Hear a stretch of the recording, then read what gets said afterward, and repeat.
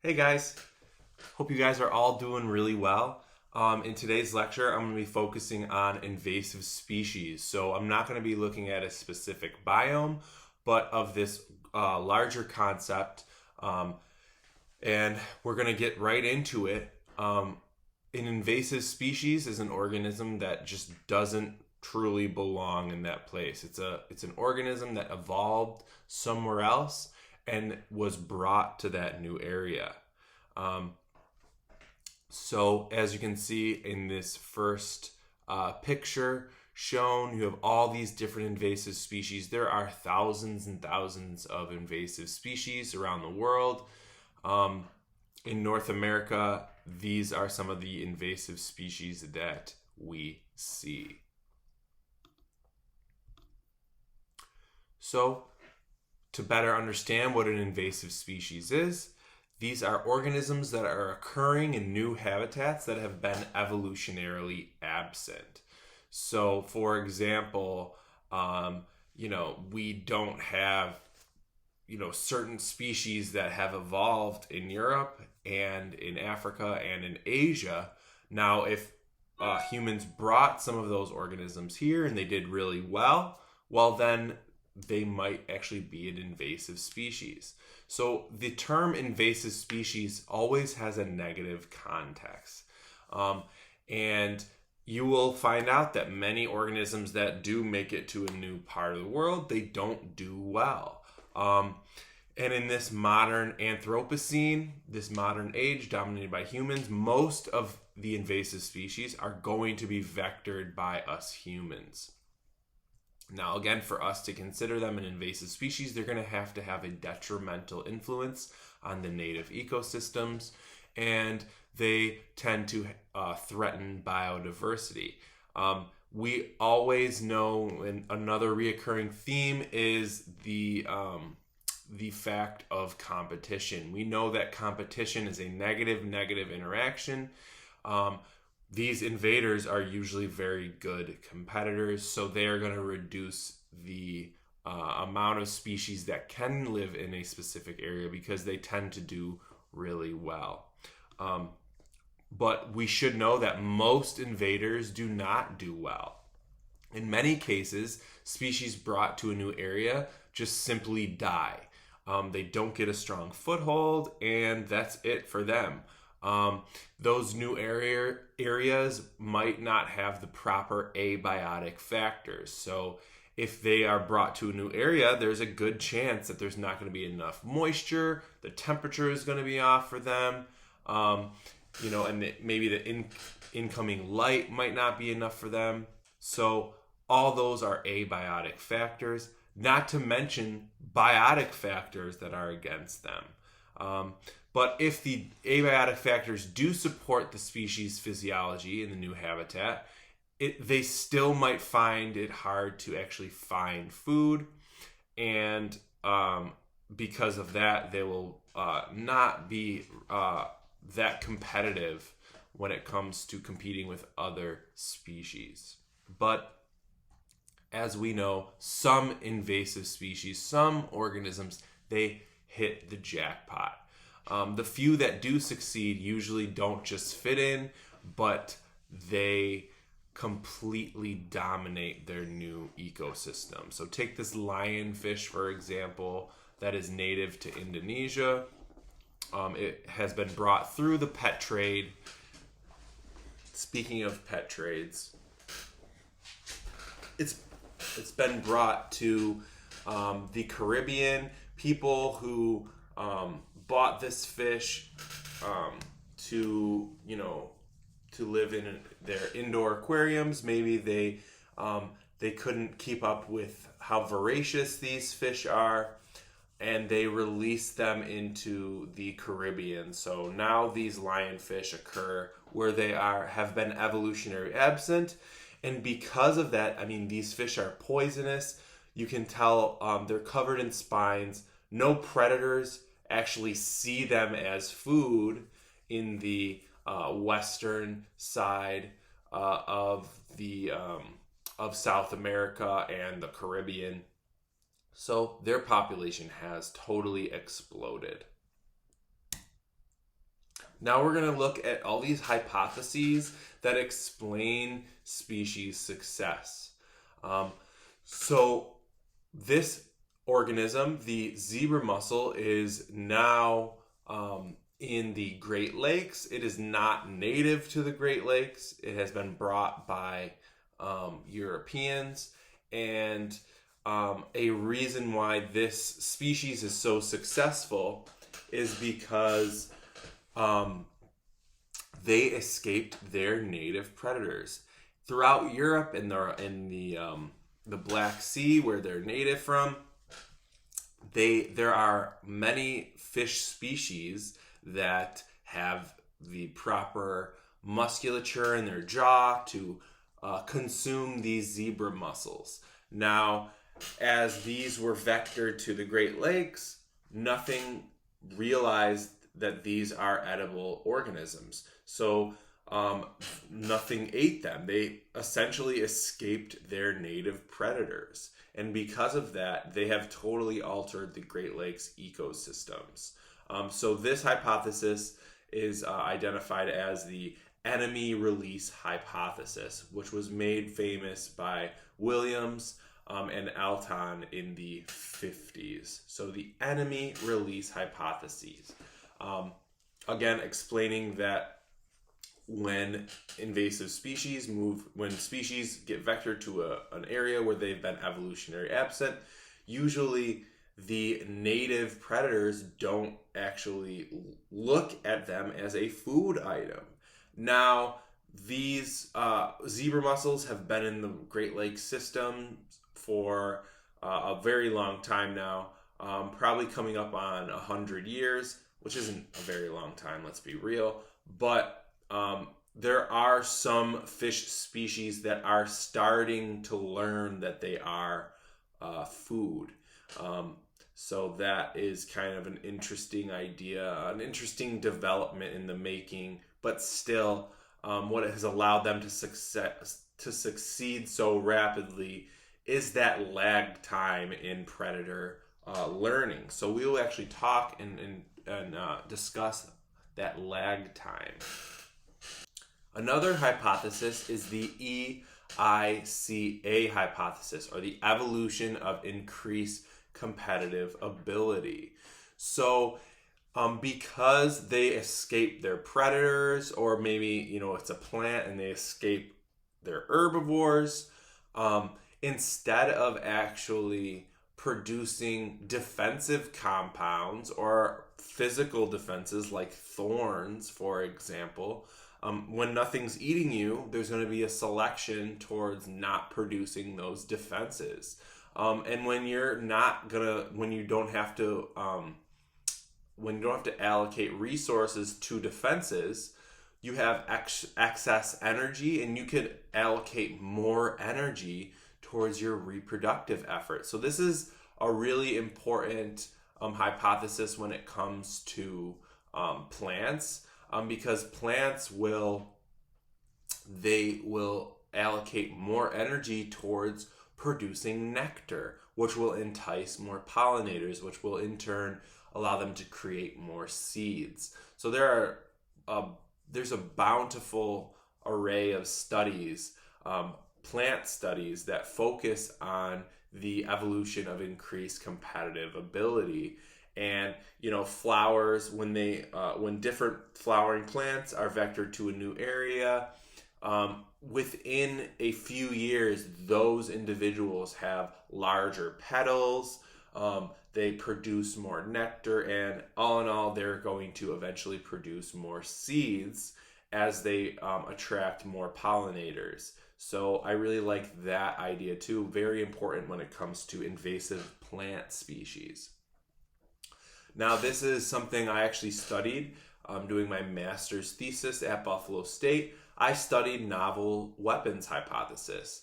And this is the notion that sometimes exotic species bring a diverse array of compounds that the native organisms have never encountered. So with no adaptations to these new chemicals or different compounds, they are easily outcompeted. So I have And this was coined by Callaway, and he basically, when he first described novel weapons hypothesis, he discusses how the Mongolian Empire broadly took over in a very quick time period. So he talks about Mongolians and how their technology allowed them to invade their neighboring areas. So they had these recurved bows, and not only did they have these amazingly efficient and powerful bow and arrows, but they also developed this thumb release that increased their accuracy too. So literally, this term novel weapons, it can tie to actual weaponry of human populations. The Mongolian Empire, they had this technology, and with this technology, they were able to take over much of Asia, leading into Europe over just a few decades. So that's a great example, and I like how the author Callaway talks about these weapons. But we know that they're not, and this should be a GIF. It's not really working. Oh, I probably have to. But it's okay. It just shows through time the spread of the Mongolian Empire due to this new technology. So related to that last map, we have the species that I actually studied when I was in Bus State.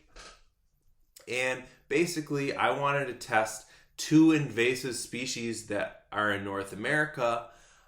One of those was European buckthorn, and in this white in diagonal line region, you have European buckthorn that lives in these areas, which has also been moved to North America. They're a very successful invasive species. And then Japanese knotweed is another invasive species that also has been moved to North America. So these two species are in North America, and I actually wanted to test if they are bringing novel weapons to our ecosystems.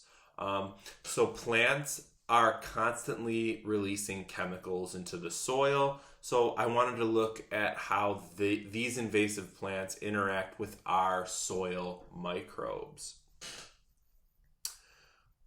So a little more information on novel weapons hypothesis.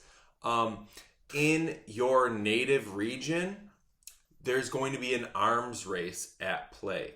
So this is just one chemical compound evolutionary trajectory.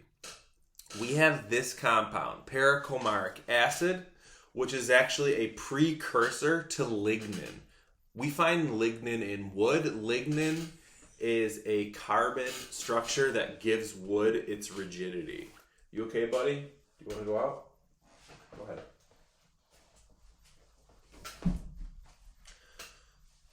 All right. He doesn't know what he wants. So before woody trees form lignin, a precursor to lignin is this paracomaric acid. Now, a slight mutation in the production of this compound, you get a different compound altogether. And for example, we have hydroxycomarin. So from paracomaric acid, you can see just a slight mutation in the actual formation of this compound. You get a totally new compound altogether. Hydroxycomarin actually deters herbivory. So you get these, let's say, beetles, for example, that are eating this plant, and then you get hydroxycomarin evolve in the plant, and that deters that beetle from eating. However, after thousands, hundreds of thousands of years, even millions of years, those beetles adapt over time, and there are certain individuals that can actually produce enzymes that break down this anti-herbivory compound. So then you get the beetles that have this enzyme in them start feasting away because they have adapted over time to this compound, which then, again, evolutionary arms race, a term that I really like to talk about. Then you get another mutation on the plant side of things, and you get a more powerful anti-herbivory compound. Now, the beetles cannot consume this, but over hundreds of thousands and even millions of years, then you get certain beetle individuals that, again, evolve a new enzyme that helps them digest this toxic or noxic compound. Finally, you get this on the back on the plant side, you get this angular pheranocomarin, which is completely noxic, really, really caustic compound, really deters herbivores. The herbivores don't even want to touch plant material with this compound within it. So that is just in its native place, right? There is this arms race between herbivores and plant compounds that ensues. Now, here's where invasive species and our understanding of invasive species really gets interesting. So you have these tertiary or quadrantary compounds that evolve over millions and millions of years that are just really noxic, really powerful. And then you move this plant to a new area. And guess what? It's like bringing a gun to a knife fight. The native plants, they have never seen a compound like this, and they haven't co-evolved with the predecessor compounds.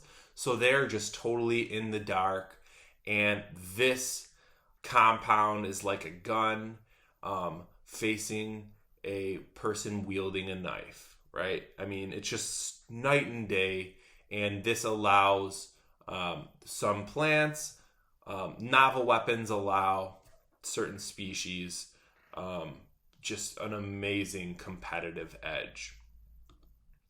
So here's this figure looking at all these different North American invasive species. There are thousands of invasive species. These are some of the heavy hitters that we see, the organisms that cause a lot of environmental damage. Obviously, there are many missing, but you have, aquatic species. You have a bunch of plant species. You have mammals. You have insects, bivalves. So a diverse array of different organisms that do alter their new ecosystems. So there are several traits associated with successful invasive species. Many times, a invasive species that does succeed are going to be fast growing. Additionally, they're going to have rapid reproduction, again allowing their population number to increase fast, which again grants them success usually. Many of them have a high dispersibility, so they can move to a new area readily, fast, and efficiently. And this also is important when it comes to their human vector. See, if they weren't that easily dispersed, then they would have never they never would have gotten to their novel ecosystems or biomes. Many of these organisms have plasticity, so they can kind of change and adapt to their environments. So phenotype plasticity is the ability to alter your growth form to suit current conditions. So many plants have phenotypic plasticity, and many of the invasive plants even have more phenotypic plasticity. So they can take on a totally different growing form, let's say the invasive species gets vectored into a closed forest, they're going to look like an understory shrub. They're going to be more shade tolerant, whereas that same invasive species maybe gets vectored to a roadside in full sunlight, and it can grow really robustly. So that's an example of phenotypic plasticity. Many invasive species that do succeed, they have a wide niche of tolerance for abiotic factors. So this increases their ecological competence. Many of these organisms have the ability to live off a wide range of food types. So generally speaking, generalists do well.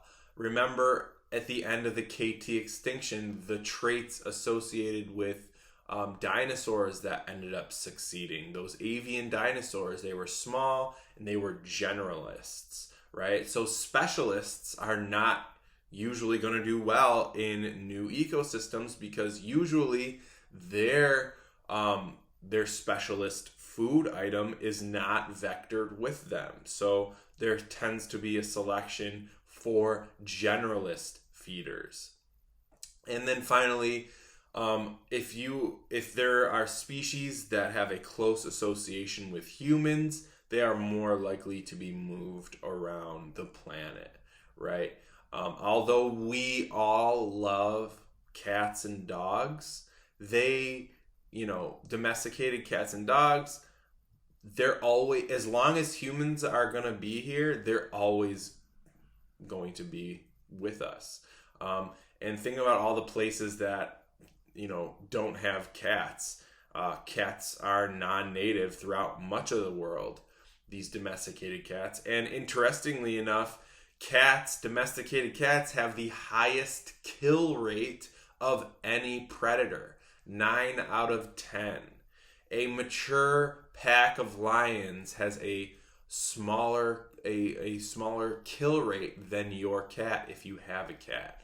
So domesticated cats are killing so many bird species each year, which is something that we don't tend to realize, but it's a good idea to know that organisms that are associated with humans, they are going to be more likely to become invasive species. Now, how have some invaders dispersed to new areas? Well, I'm going to go through every single one of these bullets. I'm going to quickly describe them now. You have the pet trade through transportation and shipping, decorating with ornamentals, a side effect of urbanization, food items, as well as literally taking invasive species and using them in a different habitat for some type of ecological function. So I'll go over every single one of these. So the pet trade. Now this is a green anaconda native to South America. There are, people love snakes. And in Florida, for example, people that had anacondas and then all of a sudden couldn't keep up with the amount of food they ate. They didn't want to kill their pets or get rid of them. I don't know why they didn't sell them, but many of these anaconda owners, they just released these snakes into the wild, and these snakes have totally altered the Everglades. So think about that. I mean, there are huge pets that can cause extremely detrimental effects on ecosystems just by feeding. So not only can some exotic dominate newly colonized habitats, but they can bring a subset of pathogens too. So it's not only a direct effect, but an indirect effect. So, I just described a direct effect of these green anacondas hunting many native organisms to near extinction, but many pets from around the world, they have these tiny microbes, and those microbes too can be spread into the ecosystem. So there's this fungus that is killing amphibians around the world. And in Central America, this biodiversity hotspot for thousands of species of frogs, we're seeing a sharp decline in frog species because of this fungus known as Batrachochytrium dendrobatidis, also known as BD. Now, BD has been around for millions and millions of years. However, BD, there are separate strains of BD around the world, and the pet trade actually brought different strains of this fungus together. Those compatible fungi mated and created a new strain of fungus that is extremely voracious. And we learned from previous lectures that amphibians, they need their skin to carry out cutaneous respiration. They exchange oxygen through their skin. They exchange ions through their skin, which are salts. And like our heart that constantly needs, sodium and different salts so the heart can actually beat in unison. When this really voracious fungus attacks one of its hosts, the function of the skin stops.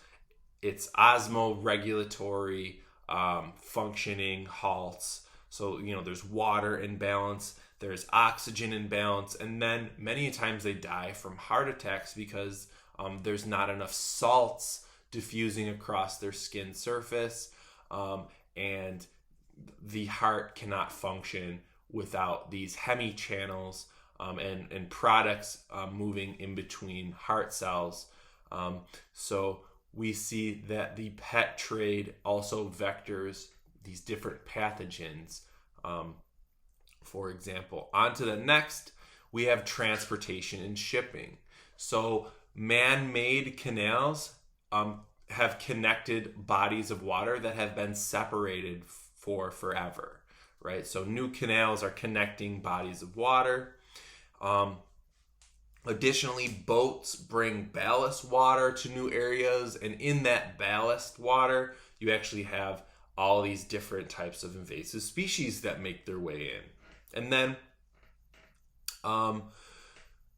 let's see. So, I just explained that, ballast actually moves and vectors species around. The example I'm going to use here is the Erie Canal, and we're going to focus on the invasive species. Well, actually, we'll focus on two invasive species, the sea lamprey and the Alewife. So, the Erie Canal was this amazing canal that connected the Rust Belt to the rest of the world and New York City and the Eastern Seaboard. This was a really amazing engineering feat, and this is why we have Buffalo in the first place, this port city, really important industrial center when the Erie Canal was first created. So with that, though, we connected the Great Lakes to many of the freshwater systems throughout New York. And then as soon as you complete the Erie Canal, you actually connect the Atlantic Ocean to the Great Lakes, right? Because the Erie Canal gets to the Hudson River, which then opens up to the actual Atlantic Ocean. With this, you get this oceanic fish that could actually live in freshwater too. So it has the ability to live in both salt and freshwater habitats. And this happens to be a voracious parasite. This fish is known as the sea lamprey. Sea lampreys are an ancestral lineage of plants. They are jawless. They don't actually have a true jaw. Now they have this specialized sucker mouth, crazy looking thing. Kind of looks like that that sand monster in Star Wars, the tarmac, not tarmac. You know what I'm talking about. Star Wars fans, hit me up, write it down in the comments, correct me. It's not a tarmac, Tarzak, something like that. But anyway, this invasive jawless fish, because of the Erie Canal, worked its way into all of these freshwater lakes and streams throughout New York, and as well the Great Lakes. So what these fish do, many of them, some of them, they just actually take a chunk of skin off their host, but many of them actually attach and suck the blood away from their host, so they're blood feeders. So again, they carry out a parasitic ecology. Now, they evolved to parasitize large ocean fish. And a parasite doesn't necessarily, it doesn't evolve to kill its host. Because if parasites killed all their hosts, then there wouldn't be food for them.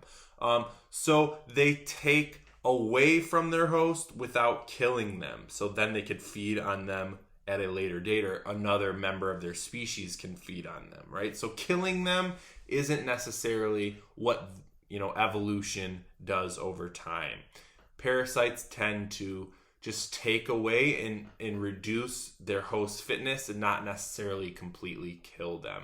So, like I mentioned, they evolved to parasitize the fish found in oceans, which are going to be much larger. So this is a Atlantic cod, much larger than most of the fish we find in Lake Erie. These can be in the Great Lakes. These fish, this is even a relatively smaller cod. Atlantic cod can get really big. Now, since they're in the Great Lakes, they're parasitizing much smaller fish. So this is a brown trout, and this is a large fish when it comes to the Great Lakes standards. Now, obviously, there are much larger fish. In the next slide, I'll show you something that, is contrary to this smaller brown trout. But all in all, these lamprey evolved to parasitize larger fish. Now, this lake sturgeon actually is found in the Great Lakes system. So that's really cool. These are also prehistoric fish. Really, really cool. Absolutely massive fish. So if a lamprey parasitizes one of these, the lake sturgeon will be just fine. Now, if it gets parasitized by 100 lamprey, maybe not. But you get the picture. There are really large fish still in the Great Lakes system. But all in all, the smaller body sizes of the fish, the larger the impact. Because most fish in the Great Lakes have a smaller blood volume, it takes less blood to be pulled away from them to actually kill them. So there has been this detrimental effect of this type of parasitism from the lamprey. In this slide, I'm talking about that lag time that I touched upon. So in the 30s and 40s, this invasive species, the lamprey, decimated predator fish populations in the Great Lakes.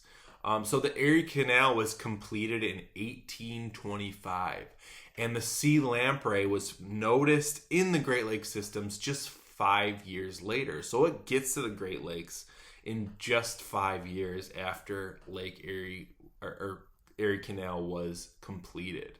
However, it takes until the 1930s and 40s for this invasive species to actually implement its interactions. So the species didn't really start having an impact for nearly 100 years. So this, again, describes that lag time usually associated with invasive species success. It takes a bit for them to adjust and for them to really start impacting the ecosystem.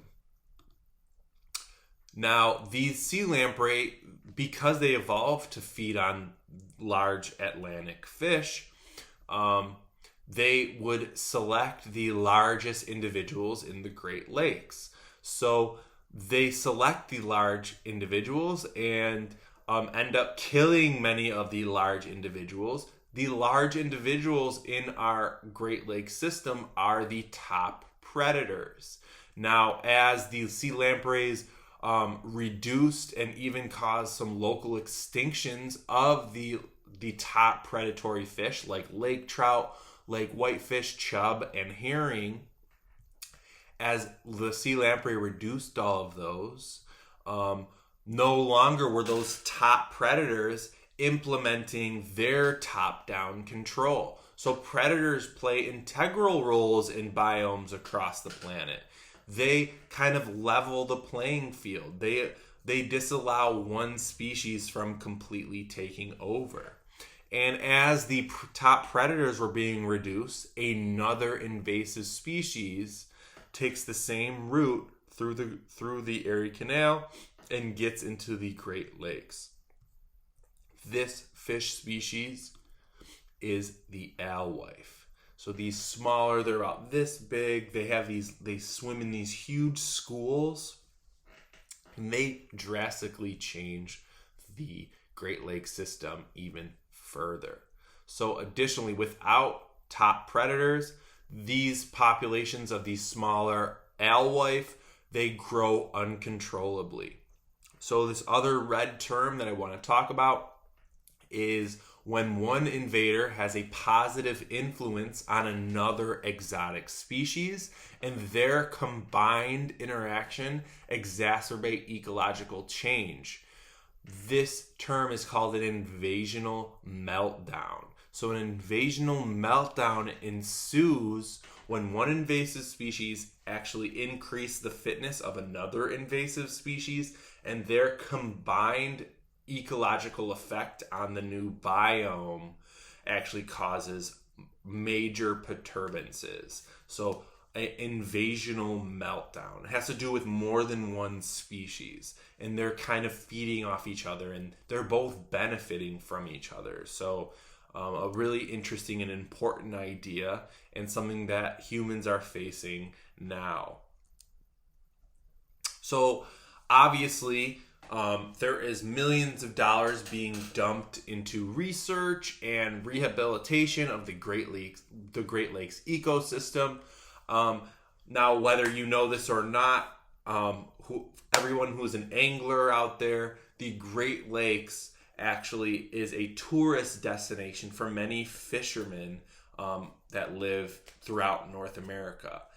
In fact, if you ever drive to Lewiston, you will find that actually on the welcome sign, like "Welcome to Lewiston," there is a salmon on their welcome sign, because this is a $1 million industry. People every year flock to the Great Lakes to go fishing. They buy hotel rooms. They eat local food from local restaurants. So this is a huge thing to maintain. The ecological functioning of the Great Lakes is really important to obviously the species, but the economy, the local economy. So because of this, the DEC and the Great Lakes fisheries, these programs get government funding to help control and study these aquatic systems. So millions of dollars gets dumped into research and rehabilitation of these systems. These are some of the methods of control that we see on these two invasive species. So for the sea lamprey, there are actually these lampricides. So these compounds that target the actual lamprey, which tend to work really well. Obviously, this is kind of alarming to other people. Like, you're poisoning some fish. That can't be good for everything. However, the lampricides are really only targeting the juvenile lamprey. So, I don't know too much about the lampricides, but they are really effective when it comes to the juveniles. Now, another method of control that I think is really cool is the development of pheromones. So researchers actually, they mimic the pheromones released from a female. And they have these cages, and in that cage there is this, sponge or this cloth that's soaked in this pheromone, this, man-made pheromone that mimics what the females release when she is ready to mate. So what happens is that all these male lampreys, they enter this cage and then they can't get out, and then these researchers actually pull this cage out with 100 lamprey males. So that is a really effective and cool way to reduce the numbers of lamprey in the Great Lakes. And then finally, there is actual electric current barriers. So we see this not only for sea lampreys, but for the Asian carps in the Mississippi River. You actually have these barriers that are electric fields that perturb swimmers from getting past these electric barriers. So that is kind of intense. So yeah, really crazy methods of control. Now for the alewife, we have biocontrol. So instead of implying, different compounds, pheromones, or electric current, what did we decide to do? Well, we introduced a predator. Remember, the sea lamprey reduced and pretty much caused the local extinction of most of our top predators in the Great Lakes region. By introducing salmon, we introduce yet another top predator, and they control the alewife by themselves. So bio-living control. The salmon are a form of biocontrol. And this ended up helping the fishery. You have all these anglers that now want to catch salmon. So, some interesting ideas, but are salmon native?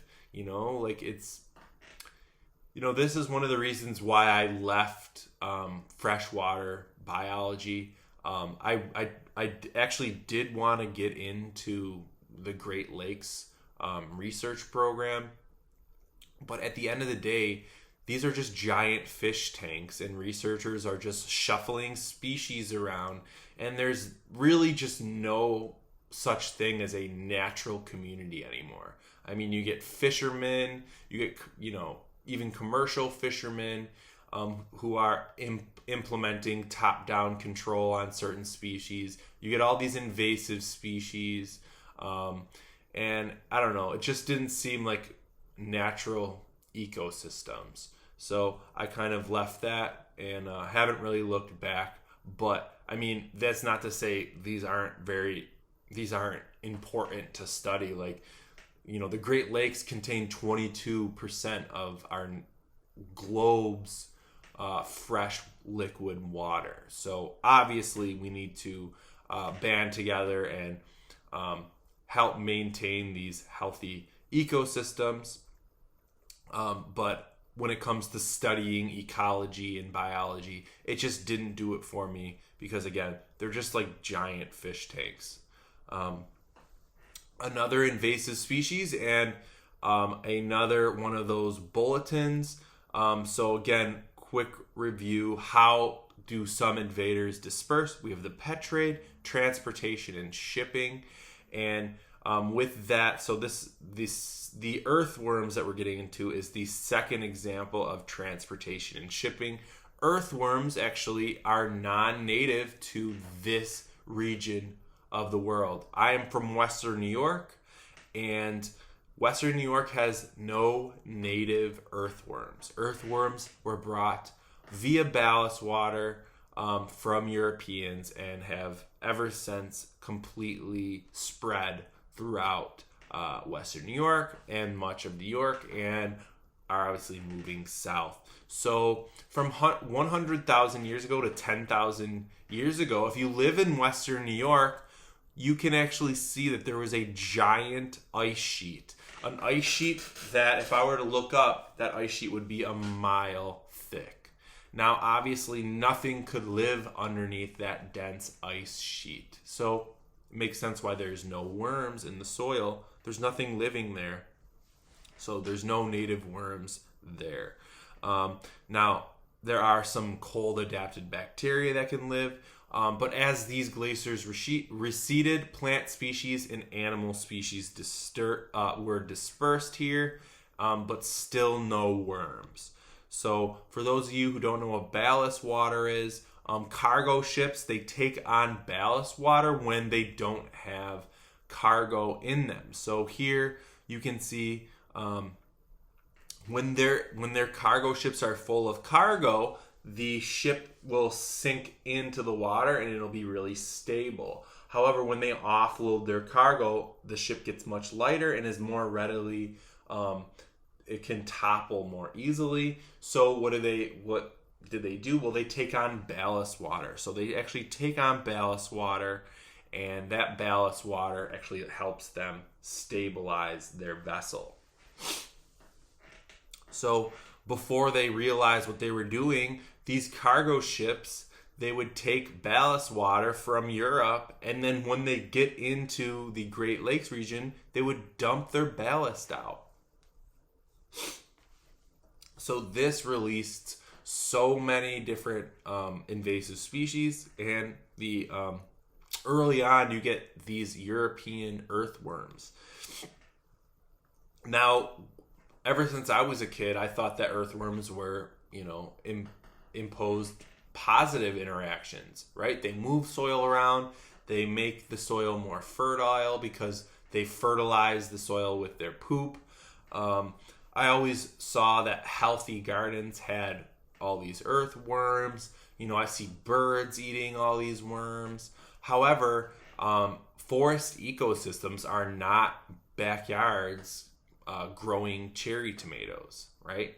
Earthworms these ecosystems, these forest biomes have been functioning without earthworms for millions of years, right? So one of the main things they do is they cause bioturbation, which is the movement and mixing of soil horizons. So this is a soil horizon, and you could see the discrete and distinct different layers of soil. There are no earthworms in this region. However, once you introduce earthworms, all of these layers get mixed together.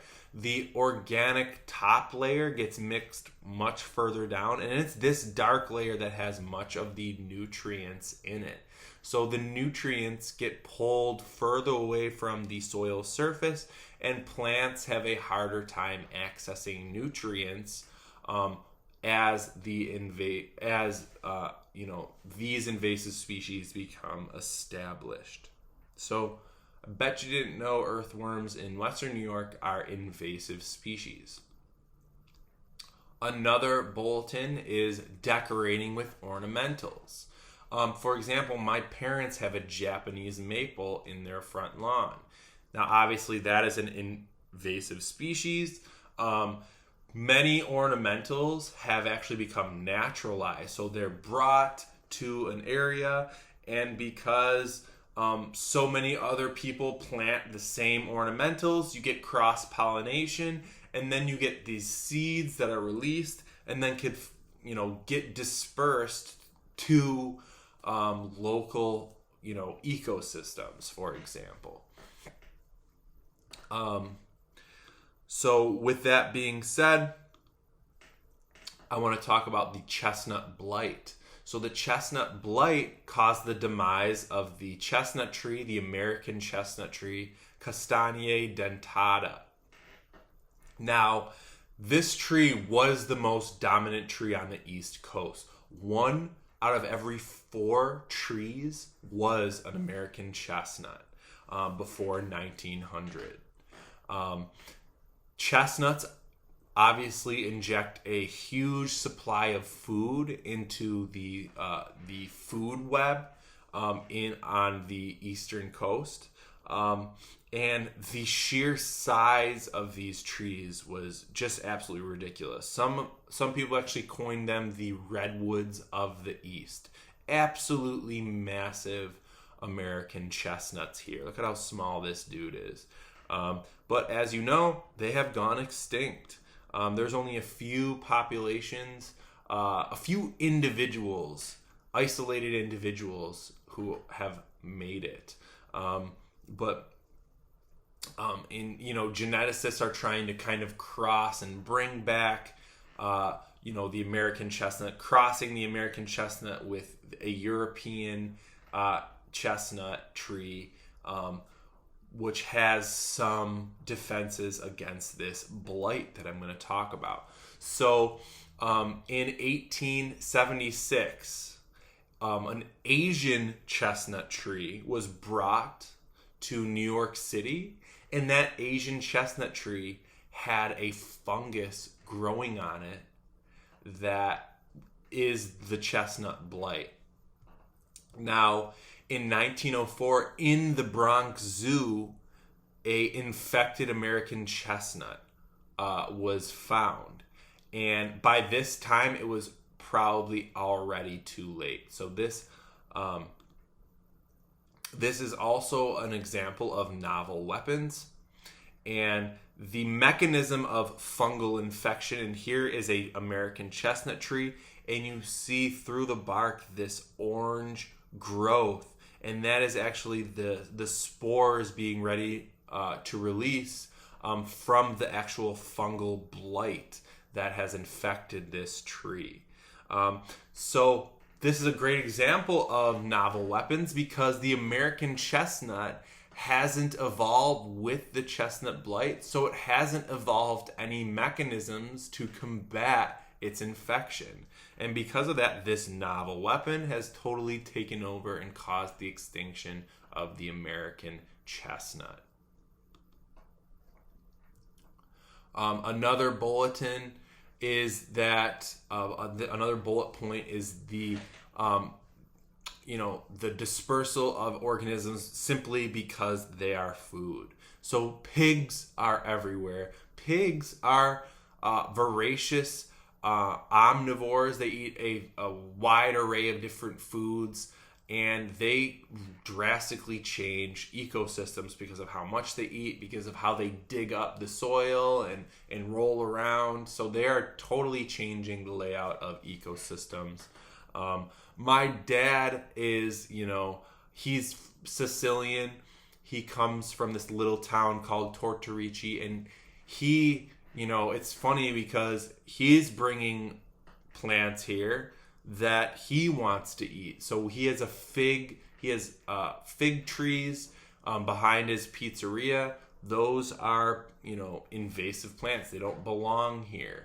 And in the winter, because they don't belong here, in the winter, my dad actually has to cover his fig trees up with, different types of blankets to insulate them, because fig trees, they don't necessarily, they haven't evolved to live at this latitude, in this region with all this snow, with all this cold weather.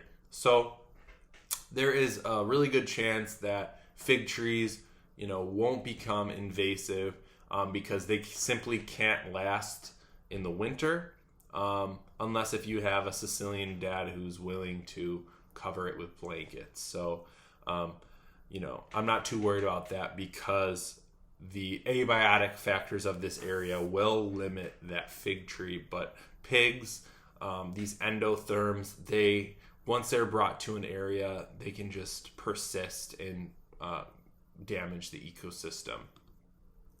Now, the last bullet point here is that some are intentionally brought to serve an ecological function. So here's a really pretty, seemingly beautiful plant called kudzu. And this was brought to the U.S. in the 30s and 40s to maintain soil erosion. So, people realized that stream banks, they were being eroded by the moving water, and there are certain plants that you can plant on those stream banks that stop erosion, that hold the soil in place. And kudzu, in its native range, does just this. It's a riparian species. Riparian means it has an association with rivers and streams or moving water, and it grows on the banks of these streams really well. So researchers are like, let's bring kudzu over to stop erosion. Now, this is a picture of kudzu now. It crawls over and takes over and actually crawls up trees. This is a wall of kudzu, right?